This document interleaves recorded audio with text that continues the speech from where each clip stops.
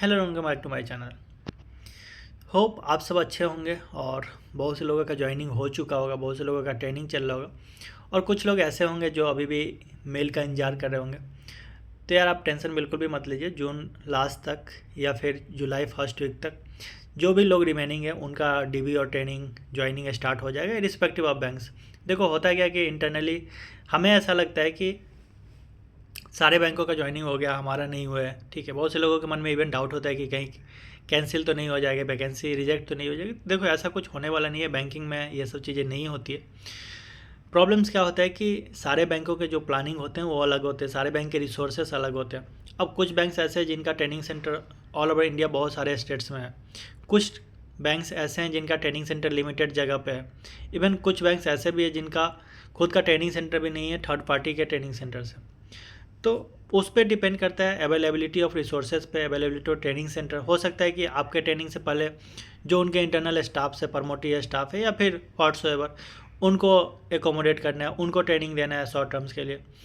तो इन सब कारण से थोड़ा बहुत डिले होता है। तो सबका ज्वाइनिंग होगा और होपफुली आप जून तक एक्सपेक्ट कर सकते हैं कि सबका हो जाएगा। ठीक है, इस वीडियो में बात कर लेते हैं यार कि आपको थोड़ा बहुत जब भी आप बैंक ज्वाइन करते हैं as a officer, as a clerk, as a specialist officer, तो आपको बैंक के बारे में, अपने बैंक के बारे में थोड़ा सा बेसिक्स चीज़ें पता होनी चाहिए। ठीक है, तो उसको थोड़ा सा डिस्कस करता हूँ। होपफुली ये चीज़ें आपको काम करते हुए ज़रूर से हेल्प करेगी। ठीक है, तो देखो जब भी आप ब्रांच में बैठोगे तो वहाँ पे क्या होगा कि आप भले नए हो, आप डीआरओ हो, आप न्यू रिक्रूटी हो, ट्रेनी हो, व्हाट्सएवर आप कह लीजिए खुद को। तो ये चीज़ें आपको पता है और होपफुली आपके मैनेजर को पता है या स्टाफ्स को पता है। कस्टमर्स को ये चीज़ें नहीं पता है और उनको जानने की ज़रूरत भी नहीं है। They are not interested in knowing कि आप ट्रेनी हो या फिर ये हो, ज्वाइनी हो, क्या हो। उनके नज़र में आप एक स्टाफ हो, चाहे आप क्लर्क हो, पीओ हो, मैनेजर हो, you are a staff of XYZ bank. ठीक है, उनको बस इतना से ही लेना देना है, उससे ज़्यादा कुछ लेना देना नहीं है। तो प्रॉब्लम्स क्या होता है, ये प्रॉब्लम्स आपको फेस करना पड़ेगा समटाइम्स कि जब आप नए रहेंगे, अभी जब आप काउंटर पर बैठे रहेंगे तो बहुत सारी चीज़ें आपको पता नहीं होगी। ठीक है, तो कोई कस्टमर्स आते हैं, वो चीज़ें आपसे पूछते हैं। ठीक है, आपके पास आंसर नहीं होता है तो दे में इरिटेट, वो आपको बोल सकते हैं कि आता नहीं तो बैठे क्यों हैं सर। ठीक है मैं तो समटाइम्स बोलता था कोई नहीं सर, आप आके बैठ जाओ, मैं जाता हूँ दूसरे साइड। ठीक है, खैर ये मजाक की बात थी, ऐसा आपको नहीं बोलना है। तो बोलने का ये मतलब है कि थोड़ा सा आप अपडेटेड रहिए, ट्राई करिए अपने प्रोडक्ट्स के साथ, थोड़ा सा अपडेट करिए खुद को। और स्टार्टिंग में चीज़ें सब कुछ आपके माइंड में नहीं आएगी, सब चीज़ आपको याद नहीं रहेगी। तो आप एक डायरी मेंटेन करिए या फिर कॉपी मेंटेन करिए या पेज, व्हाट्सएवर। डायरी कॉपी इसलिए कि वो थोड़ा सा पोर्टेबल होता है, आप कैरी कर सकते हैं। पेज वगैरह क्या होता है कि आप कभी लिखे और वो कहीं चला गया, घूमते फिरते डस्टबिन में चला जाता है या फिर वो वेयर एंड टीयर में चला जाता है। इसलिए प्रिफरेबली आप पतली सी एक डायरी ले लें या कॉपी ले लें। उसमें आपको जो भी चीज़ें नहीं लगती है, अभी तो सब चीज़ें मैक्सिमम चीज़ें आपके लिए नहीं होगी, तो आप उसको नोट डाउन कर लीजिए। चाहे वो कोई भी चीज़ें कर रहे हैं आप, उसका प्रोसेस हो या फिर बेसिक्स चीज़ें। बेसिक चीज़ें का मतलब जैसे आपके बैंक का FD का इंटरेस्ट रेट क्या है, RD का इंटरेस्ट रेट क्या है। सारे बैंक्स में एक FD का स्पेशल स्कीम होता है कि XYZ डेज के लिए सबसे ज़्यादा इंटरेस्ट रेट है। ठीक है, तो वो चीज़ें आपको पता होना चाहिए। नॉर्मल चीज़ें जो है वो पता होना चाहिए। कोई भी नॉर्मल डेबिट कार्ड्स है उसके आपके बैंक्स में चार्जेस कितने हैं, चेकबुक के चार्जेस कितने हैं। ठीक है, NEFT RTGS के चार्जेस कितने हैं।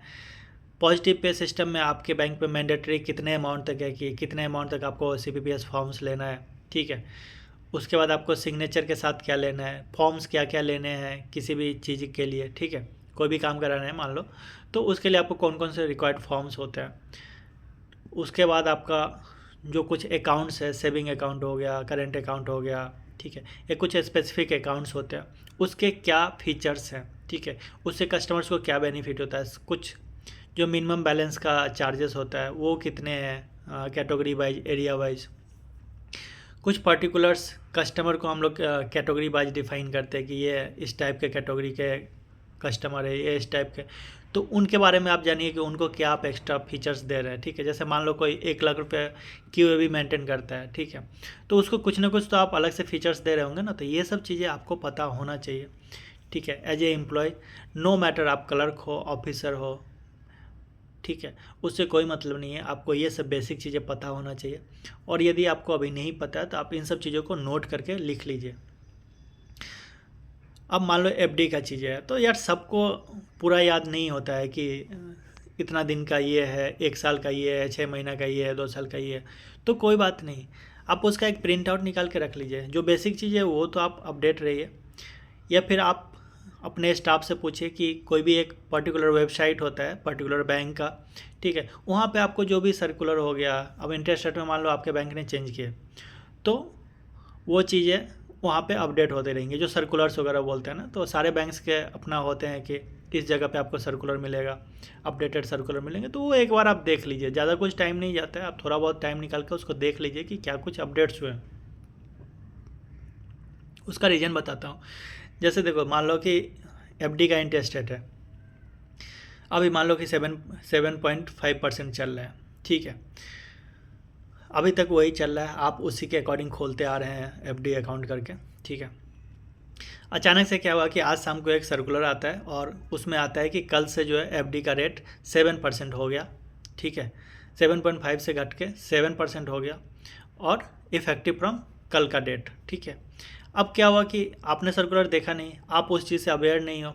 कल को एक कस्टमर आता है, आपसे पूछता है कि सर बताओ बेस्ट आपके यहाँ एफडी क्या है, एफडी का इंटरेस्ट रेट क्या है। आप बताते हो कि ये पर्टिकुलर डेज का जो है एफडी है, उसमें सबसे बेस्ट इंटरेस्ट रेट आपको मिल रहा है 7.5%।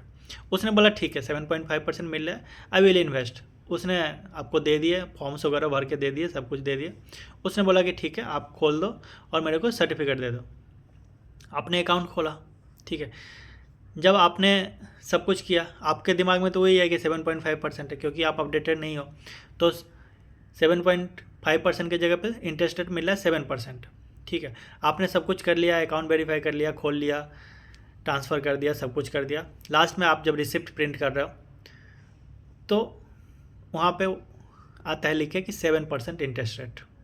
आप कस्टमर को देते हो, कस्टमर चिल्लाना स्टार्ट करते हैं, कस्टमर आपसे लड़ाई करना स्टार्ट करते हैं कि आपने तो बोला 7.5% था, यहाँ पे आप 7% दे रहे हो, क्या चल रहा है।